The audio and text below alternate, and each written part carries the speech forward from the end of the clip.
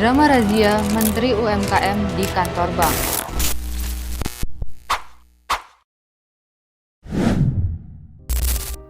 Pekan lalu, ramai diberitakan soal inspeksi mendadak Menteri UMKM ke kantor bank.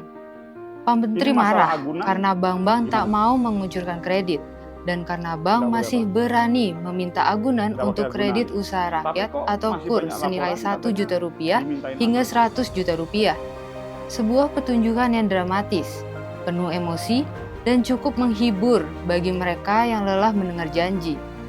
Di balik keriuhan itu, tentu kita mesti tahu akar persoalannya. Keriuhan ini pula yang menjadi concern pimpinan redaksi majalah Infobank, Eko B. Supriyanto.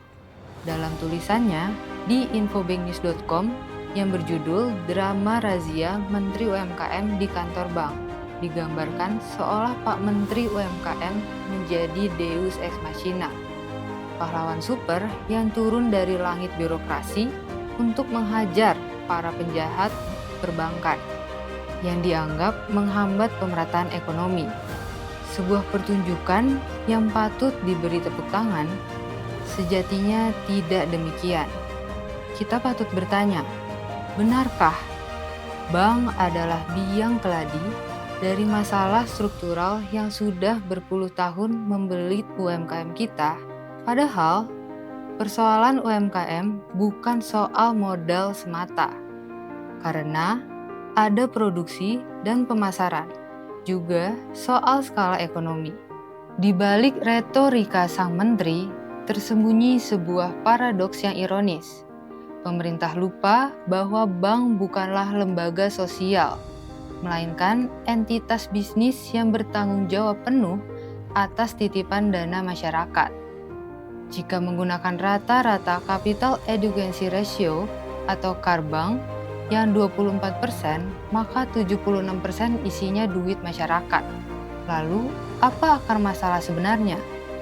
Menurut Infobank Institute, setidaknya ada 4 hal penting. 1. Ketiadaan data kredit yang inklusif. Banyak pelaku UMKM adalah orang hilang dalam peta data keuangan nasional. Mereka tak punya riwayat kredit dan tak punya laporan keuangan yang terdokumentasi. Dalam situasi seperti ini, agunan adalah satu-satunya paspor yang dapat mereka tunjukkan untuk meyakinkan bank. Nah, tindakan kemarin layaknya menteri marah karena bank meminta paspor, tetapi tidak menyediakan sistem identifikasi yang dapat diandalkan. 2. Paradigma kebijakan yang instan dan serba seremonial. Sidak dan razia adalah obat bius, bukan penyembuh. Ia menciptakan ilusi progres, tetapi tidak menyentuh akar masalah. Seperti bagaimana menciptakan ekosistem di mana UMKM menjadi bankable. Tanpa itu, KUR hanyalah proyek tetesan kredit, yang bisa jadi malah memupuk budaya moral hazard dan utang tanpa pertanggungjawaban. 3. Konflik antara populisme politik dan prinsip kehati-hatian perbankan atau prudential banking. Bank dijadikan kambing hitam dalam narasi politik yang simplistik. Alih-alih membangun jembatan antara dunia perbankannya rigid dengan UMKM yang dinamis, namun beresiko tinggi, pemerintah justru memilih jalan konfrontasi melalui panggung teater sidang. 4. Pikiran untuk membuang resiko kredit ke asuransi adalah paradigma yang tidak bisa diterima. Betul, resiko kredit bisa dialihkan ke perusahaan penjaminan. Tapi, jika perintah itu dilaksanakan, maka perusahaan penjaminan akan jebol meski beberapa pun disuntik modal. Dan pikiran membuang kredit ke perusahaan penjaminan bukanlah membangun ekosistem kredit UMKM. Mengapa perlu agunan bagi UMKM yang belum ada track record-nya? Salah satu hal yang dikemukakan Menteri UMKM ialah soal agunan. Menurut diskusi Infobank Institute, meminjamkan uang tanpa agunan bagi usaha mikro yang belum terbukti track record-nya bukanlah tindakan heroik, melainkan sebuah aksi bunuh diri finansial. Resikonya nyata, yaitu kredit macet atau NPL. Lalu, ketika NPL membengkak, siapa yang akan menanggung? Bukan hanya pemegang saham bank, tetapi dalam skenario terburuk dapat menggoyang stabilitas sistem keuangan yang ujung-ujungnya akan ditanggung oleh seluruh masyarakat, termasuk masyarakat kecil, melalui skema penjaminan negara atau LPS atau bahkan krisis likuiditas. Selama ini seolah bermain dengan api. Pemerintah menyalakan obor-kur tetapi berharap bank yang menari di atas bara resiko tanpa alat pengaman. Boleh jadi, ini bukan kebijakan, tapi bak perjudian finansial yang dibungkus jargon membela rakyat kecil. Saat ini, permintaan kredit masih tergolong moderat dan cenderung rendah. Bahkan, sektor UMKM juga masih luka akibat efek COVID-19 masih belum sembuh. Jadi, memaksakan UMKM menodong bank dengan bantuan Menteri UMKM bukanlah jalan yang tepat untuk saat ini. Menurut Infobank Institute, ada 3 hal penting yang perlu dilakukan. 1. Distorsi penilaian risiko, bahwa tekanan politik melalui sidak dapat memaksa bank melonggarkan prinsip kehati-hatian.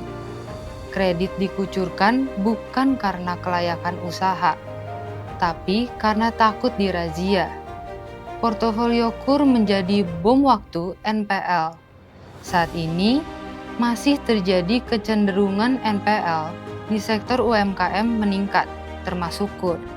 2. Memicu adverse selection, di mana program KUR yang terlalu longgar justru akan menarik peminjam-peminjam berisiko tinggi atau reckless borrowers yang melihatnya sebagai uang panas.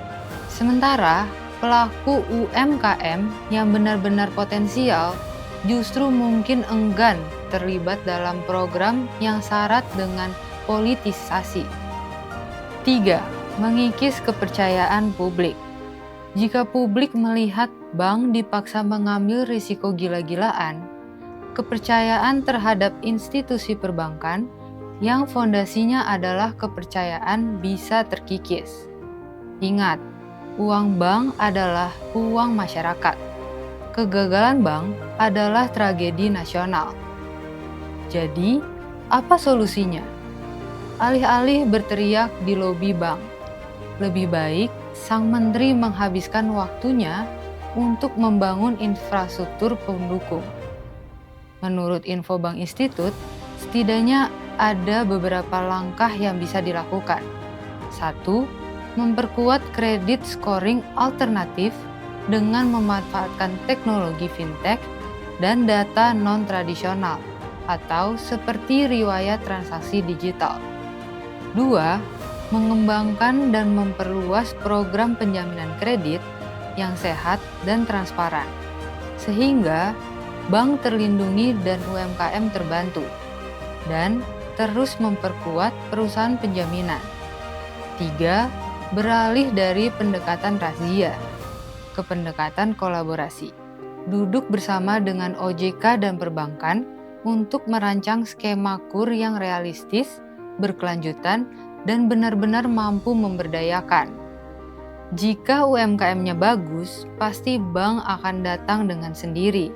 Karena pada akhirnya, ketika pesta usai dan kredit macet menumpuk, yang menangis bukanlah sang menteri di panggung, tetapi rakyat kecil yang uangnya menguap di balik layar.